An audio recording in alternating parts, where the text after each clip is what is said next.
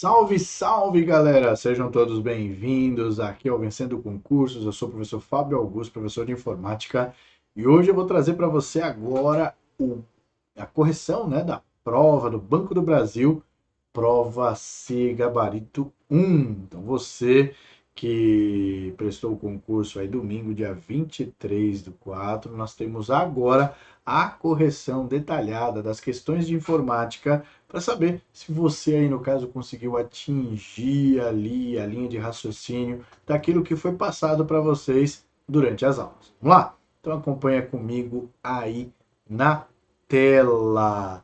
Então, galerinha, antes de mais nada, é interessante que você, por acaso, se não me conhece, vou trazer para vocês aqui, no caso, os meus contatos interativos, não é isso? Então, você aí, no caso, que nunca ouviu falar de mim, aí está, professor Fábio Augusto, professor de informática. Deixo também aí os meus contatos interativos. Você que não me segue no Instagram, vai lá, @Fábio Aus. Você que ainda não é inscrito no meu canal no YouTube, vai lá e se inscreva, Fábio Augusto Informática. Assista aos vídeos, lá tem dicas de informática, questões comentadas. É legal que você assista aos vídeos para poder, aí no caso, dar uma alavancada, principalmente aí na parte de informação, que é importante para as pessoas, tá bom? E também deixo aí o meu WhatsApp, se você tiver alguma sugestão, dúvida, elogio, pode mandar, que vai ser de grande valia. Beleza? Muito bem, galera. Então agora nós vamos diretamente para a prova C, né, que é a prova que nós tivemos aí no domingo, né, que é essa daqui, ó, de agente comercial, e vamos direto para a parte de informática, tá? Então vou dar aqui um Ctrl F, informática já está lá, é só a gente ser levado diretamente para a questão. Eu vou ampliar aqui um pouquinho para a gente acompanhar, e aí nós vamos para as questões, galera. Então olha só, que interessante. A partir do momento em que nós temos aqui a questão 41, olha só, questão 41 está trazendo para a gente o seguinte: sistemas de suporte à decisão apoiam com evidência as escolhas realizadas por gestores de uma organização. Esses sistemas precisam contar com dados organizados em um armazém de dados, né, DW ou Data Warehouse, o qual A. Deve ser projetado de modo a não permitir mudanças com facilidade. B. Pode ser formado pela cópia de todos os registros de dados transacionais. C. Deve ter dados resumidos não transacionais modelados de forma adequada. D. Deve ter seus dados disponibilizados para todos os colaboradores e fornecedores da organização. Ou E. Deve representar e apresentar eventuais inconsistências entre dados oriundos de sistemas transacionais distintos. Então vamos lá. Primeira coisa que a gente precisa saber sobre dados organizados em um data warehouse, né, que seria aí no caso um dos servidores que abriga arquivos ali coletados, né, de dados estruturados e não estruturados, tá bom? Então, olha só. Primeira coisa que ele precisa aqui, no caso, trazer para a gente o seguinte. Na alternativa A, ele diz que deve ser projetado, né, de modo a não permitir mudanças com facilidade. Não, né, aí não é uma coisa coerente, né? A gente precisa de algo que permita mudanças. Então, a alternativa A não pode ser, tá? B. Pode ser formado pela cópia de todos os registros de dados transacionais. Aí seria um backup, não é o caso, né? Eu preciso ter ali a informação, né? Essa informação ela precisa ser trazida. Então, se é para uma tomada de decisão, você tem sempre que tomar aqui como base isso, um suporte à decisão. Então, o sistema de suporte à decisão, ele precisa ter ali no caso o quê? Uma informação que já esteja enxuta, que já esteja ali pronto para a tomada da decisão propriamente dita. Então, deve ter dados resumidos, não transacionais, modelados de forma adequada. Sim, né, é exatamente isso. Eu preciso trazer os dados de uma maneira que já chegue ali para a gente pronta para a ação da tomada de decisão. Por que não pode ser AD? Deve ter seus dados disponibilizados para todos os colaboradores e fornecedores? Não, aí eu estou abrindo para todo mundo. E no E, deve representar e apresentar eventuais inconsistências entre dados originais. Não, ele precisa tomar uma decisão, ele não é para fazer apontamento de inconsistências, não é a função dele. Tá bom? Então, nesse caso, a alternativa correta que a gente tem aí, alternativa C. Beleza? Vamos para a questão 42 agora. Na questão 42, ele traz para a gente o seguinte, ó. Considere uma empresa na qual seja comum os colaboradores utilizarem computadores, estações de trabalho, para executar suas atividades. Via de regra, essas estações de trabalho encontram-se conectadas à rede de computadores dessa empresa. Essa rede de computadores em uma empresa como a descrita, A, pode ou não estar conectada à internet. Certo? Certo. Pô, a alternativa A já está assim, perfeita, correta, pode ou não, ok?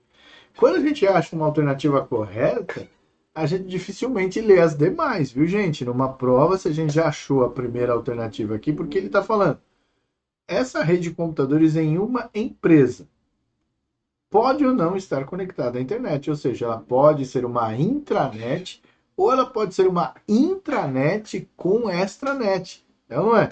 Então, no caso, a alternativa A perfeita. Agora B, possui conexões que são ou cabeadas ou por Wi-Fi, mas nunca os dois tipos simultaneamente. Por que não? Né? Eu vou ler, não deveria ler, mas eu vou ler as outras alternativas. Distribui sempre cópias de todos os arquivos digitais em todas as estações de trabalho. Para quê? Substitui a rede de fornecimento de energia elétrica. Nossa senhora, hein? Funciona apenas se todas as estações de trabalho tiverem o mesmo sistema operacional. Ué, mas que rede é essa? Tem que ter o mesmo sistema operacional? Não, ué. Então, quer dizer, não posso nem conectar meu celular ali, né? Porque ele não vai ter o mesmo sistema operacional do computador, certo? Então, por isso que não pode ser nenhuma das outras alternativas. A alternativa correta, a alternativa A. Agora vamos lá. Os programas Microsoft Edge e Mozilla Firefox são dois dos navegadores web muito utilizados. As pesquisas na web realizadas por um usuário por meio da barra de pesquisas e endereços do Microsoft Edge utilizam a alternativa A. Ele fala aqui, ó, o Mozilla Search, devido a um acordo comercial dessa empresa com a Microsoft, nossa, não tem nada a ver, né? O Mozilla e a Microsoft, então já mata. O mecanismo de pesquisa é definido como um padrão na sua configuração, ok. Aí a gente vai para o C. Mecanismo de pesquisa mais utilizado por amigos conhecidos desse usuário. Jesus, nada a ver.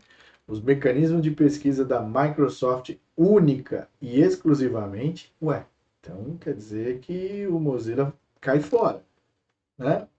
D. Todos os principais mecanismos de pesquisa existentes simultaneamente. Não.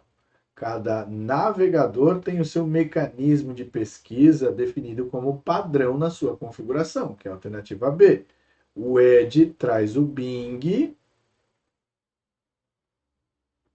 e o Firefox traz o Google,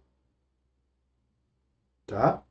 Então, cada um tem o seu mecanismo aí de pesquisa, né, que está configurado no navegador como padrão, tá bom? Vamos lá, questão 44 agora. Olha lá. Na internet, todo o endereço de correio eletrônico tem o formato p@q, onde p é o nome de uma caixa postal, por exemplo, o nome de um usuário, e q é o nome de um domínio que indica onde esta caixa postal p, por exemplo, o domínio que identifica uma organização. Nesse contexto, considere que uma pessoa recebeu supostamente da Organização das Nações Unidas, ONU, né? Organização intergovernamental criada em 1945, website disponível em www.un.org, uma mensagem de correio eletrônico proveniente do endereço secretariogeral@onu.com. Risquei ali, né? Vamos apagar aqui o risco. Pronto. Com o título ONU, Campanha pelo Desenvolvimento Sustentável. O indício de que essa mensagem seja forjada, falsa, é o... Ele traz lá. Alternativa A, ausência de um ícone de cadeado ao lado do endereço do remetente. B, ausência do nome do secretário-geral da ONU no endereço do remetente.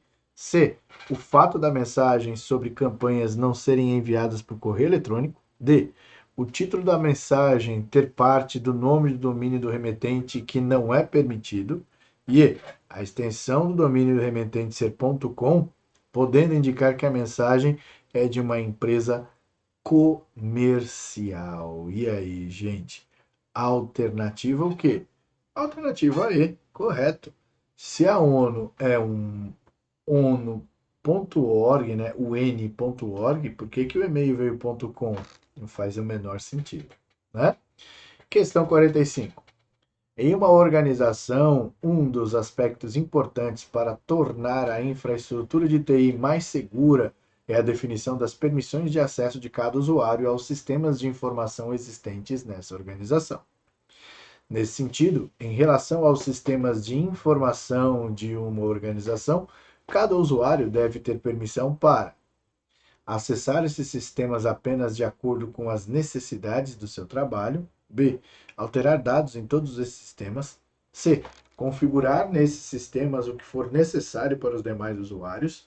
D, ter acesso às senhas de administração desses sistemas. E visualizar dados de todos esses sistemas. Então, a alternativa correta que a gente tem aqui é exatamente a alternativa A, né? É uma questão meio óbvia, né? Mas é exatamente isso. Uma organização, para que você tenha segurança, ele tem que acessar apenas as suas necessidades do trabalho. Nada mais do que isso. Acabou. 46. Para acessar sistemas de informação, é comum que seus usuários sejam solicitados a informar suas credenciais, que normalmente são definidas por um meio de uma identificação de usuário e uma senha. Como identificação de usuário, é comum ser utilizado o e-mail ou o CPF do usuário.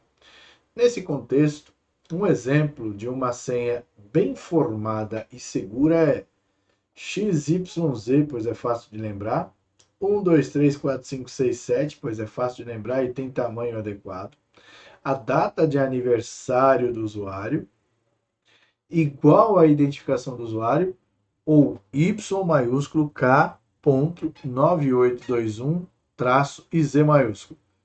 Gente, olha a questão que caiu aí para vocês, né? Então, preciso responder? Não, né? Essa aqui foi doada para vocês, né? Claro que ter letra maiúscula e minúscula combinando caracteres ali que não são texto, né? Então, claro que você tem uma senha mais segura. Questão 47. Olha só o que ele está trazendo aqui para a gente. Ó. Uma empresa financeira gerou a tabela abaixo. Aí você está vendo ali, né? Nessa tabela, as colunas indicam CPF, identificação unívoca do cliente, gênero, identifica-se se o gênero do cliente é masculino, feminino ou outros,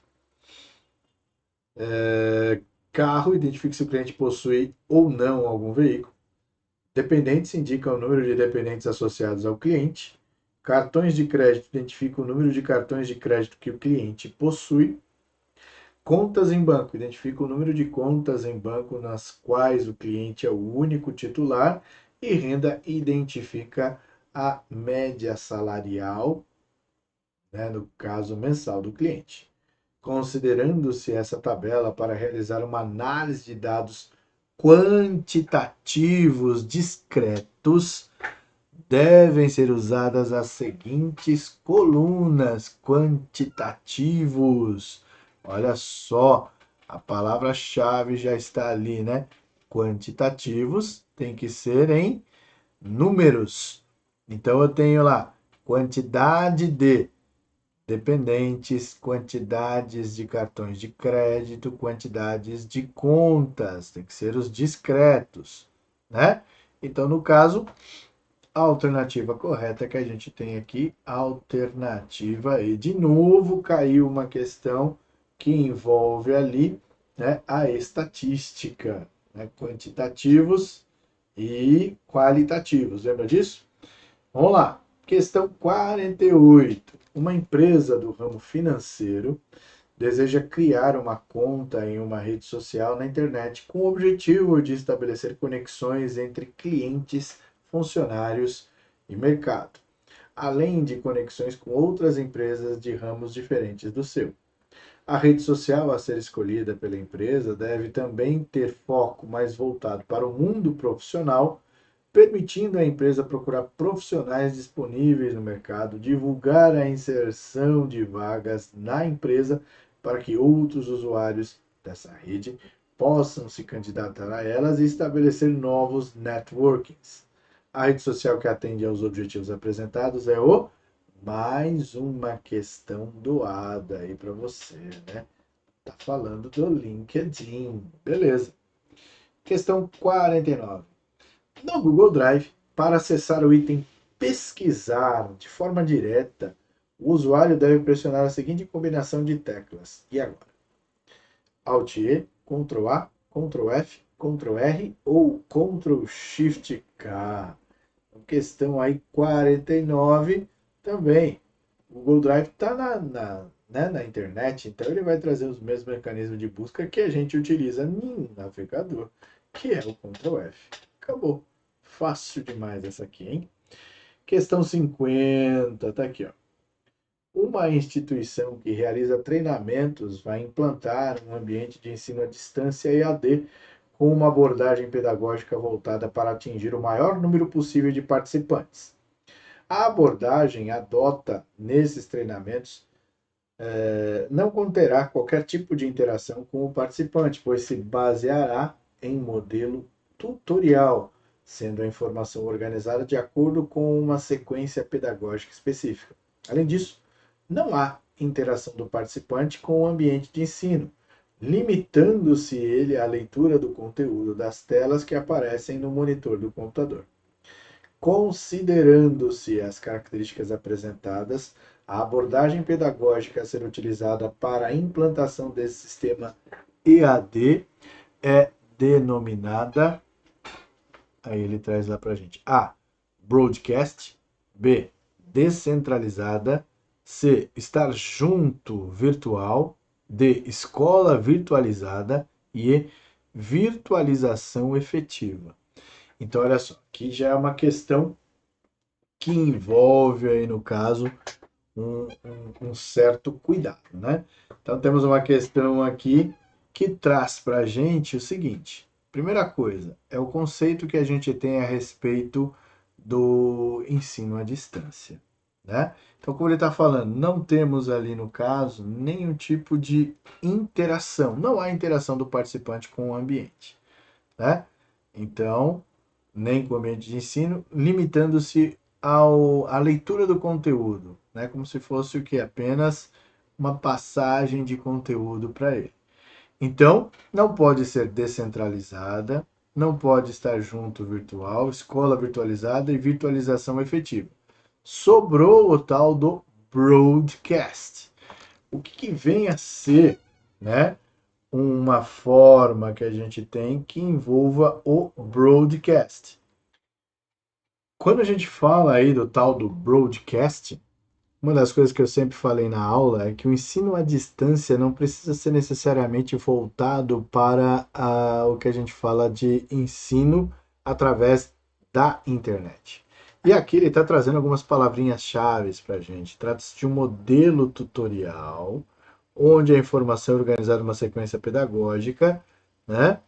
E nesse caso aqui, ó, atingir o maior número de participantes.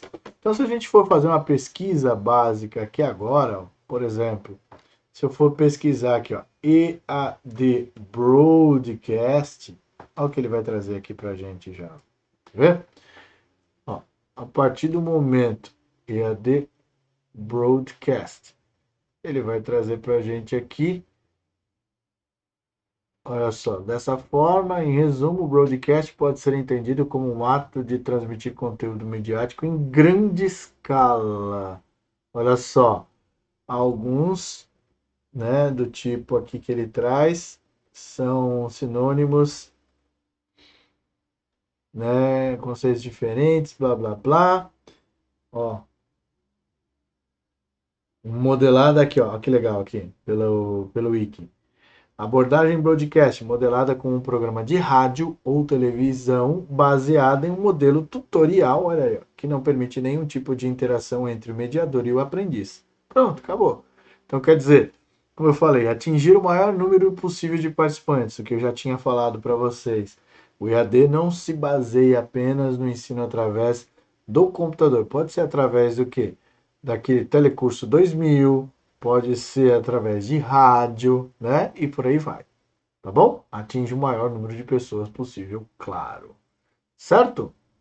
Questão 51. Aí ele traz para a gente ali ó, os arquivos que estão, no caso, compactados, zipados, ocupam menos espaço de armazenamento e podem ser transferidos para outros computadores mais rapidamente do que arquivos não compactados.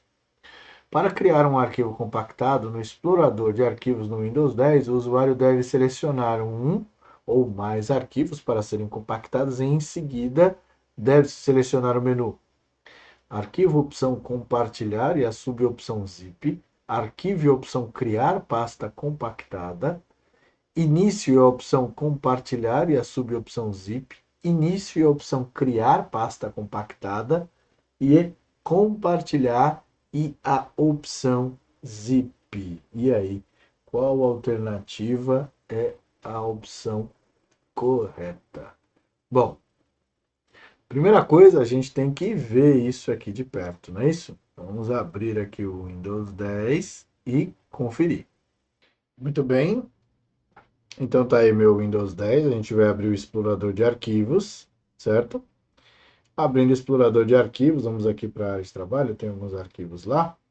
E aí a gente vai fazer o seguinte, nós vamos selecionar aqui alguns e aí nós vamos nas opções. Em arquivo, vou dar um zoom aqui para a gente acompanhar. Em arquivo, né? Ele não traz aqui a opção da gente fazer o compartilhamento, tá vendo só? Ele não está trazendo esta opção, beleza? Então, não é em arquivo. Agora, vamos ver aqui em início. Não, em arquivo não, desculpa, a gente viu em início. Ó. Em início, ele não traz a opção para fazer zip, né? Compartilhar com zip. Em arquivo, menos ainda. Ele traz abrir a nova janela, abrir o PowerShell, opções, ajuda e fechar. Só. Então, em arquivo não é. Em compartilhar, ele traz o zip. Acabou. Então é dessa maneira aí que a gente tem que, no caso, associar os arquivos para poder fazer o envio desses arquivos aí para alguém, né? Então é dessa forma que a gente tem que proceder. Então, no caso, a alternativa correta que a gente tem aqui é a alternativa E, compartilhar e ir na opção zip. Beleza? Agora, ó, questão que a gente tem aí agora é a questão 52. A rede global de computadores, conhecida como internet, foi difundida ao longo dos últimos anos entre vários países ao redor do mundo e revolucionou a forma como as pessoas vivem.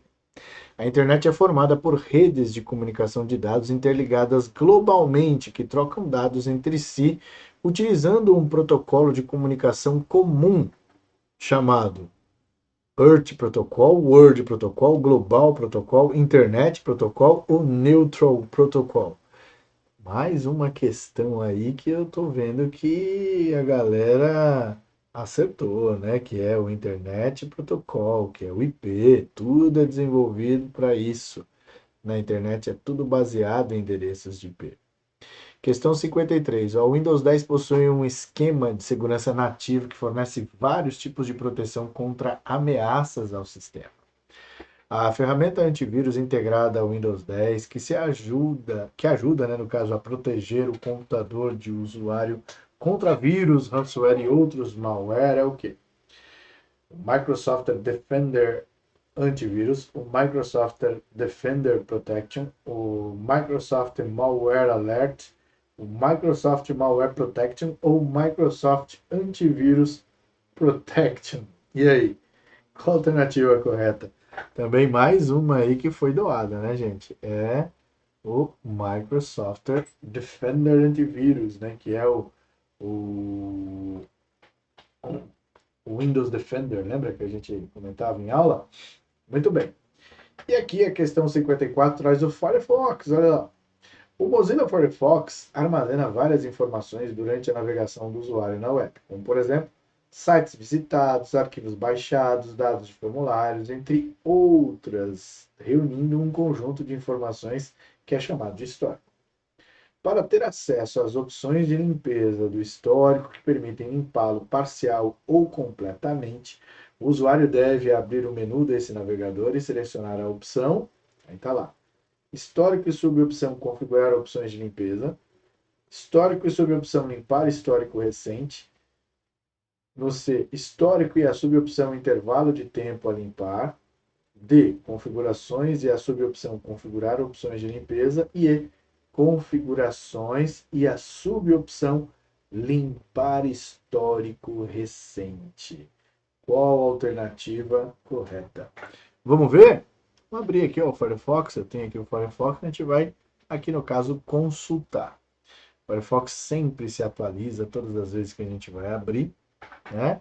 Então ele sempre vai trazer uma atualização aí para você, não é isso? Então, vamos voltar lá na questão para a gente ver as opções que estão presentes. Então, opção A, histórico e configurar opções de limpeza. Opção B, histórico e a subopção limpar histórico recente, né? Histórico e a subopção intervalo de tempo a limpar. Configurações e a subopção configurar opções de limpeza. E configurar a subopção limpar histórico recente. Então, vamos lá. Vamos ver onde que isso daqui é encontrado no senhor Firefox. Aqui nós temos uma opção, ó, no histórico, ele traz menu, lógico, olha lá. E, olha só, é limpar histórico recente, gente. Tá vendo só?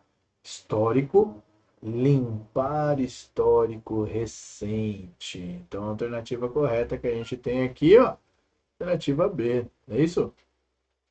Alternativa B, exatamente essa aqui, ó, histórico e limpar histórico recente. Belezinha? E aí a nossa última pergunta aí da prova C, ó. O Word do Office 365 em português possui para texto o seguinte recurso. A. Localizador de texto que permite localizar e pesquisar textos formatados como ocultos. B. Contagem de caracteres na guia Exibir, em que é encontrada a informação sobre a quantidade de caracteres de um determinado texto. C. Rascunho, que é o modo de exibição útil para criar títulos e mover parágrafos em um documento. D. Ler em voz alta, que faz uma leitura de texto em voz alta, destacando a palavra que está sendo lida. E E. Seleção de todo o texto do documento que está sendo editado, pressionando simultaneamente as teclas Ctrl N. Bom, definitivamente a gente sabe que não é a alternativa E, certo? Que Ctrl N é negrito, ok? Localizador de texto que permite localizar e pesquisar textos formatados como ocultos. Não, se está oculto, não vai ser localizado. Contagem de caracteres na guia Exibir. Não é na guia Exibir, é na guia Revisão. Rascunho, que é um modo de exibição útil para criar títulos e mover parágrafos em um documento. Como o próprio nome já diz, rascunho é um modo de exibição, mas ele não é útil para a criação disso daí. E ler em voz alta. Ele lê em voz alta? Ele lê em voz alta. Inclusive, é uma das características que eu cito aqui no Office 365, que é a preocupação que a Microsoft tem em trazer ali ferramentas de acessibilidade. É isso aí, galera. Então, correção da prova C concluída. É isso? Então, nós tivemos aí, no caso, né, todas as questões ali abordadas. Espero que você tenha gostado. Se você aí não conseguiu atingir o número de questões suficiente para esse concurso, não tem problema. Este ano é o ano do concurso. Nós temos outros concursos para banco, inclusive, para a Caixa Econômica Federal, que você pode usar aí todo o conhecimento que você absorveu e aprimorar ainda mais, adquirindo aí a nossa assinatura premium. É isso aí. Eu vou deixar o link aqui embaixo para você poder fazer a sua aquisição. E aí você adquirindo a assinatura, você vai ter direito a todos os cursos online da plataforma. Olha só que bacana. Então você pode consultar um, pode consultar o outro, sempre fazendo ali, no caso, os exercícios de questões, porque você já tem ali uma bagagem, né, que foi aí absorvida com o Banco do Brasil. Então você pode aproveitar esse conhecimento e atribuir para um novo concurso. Fechou? Então paro por aqui. Um forte abraço para você e até a próxima. Valeu!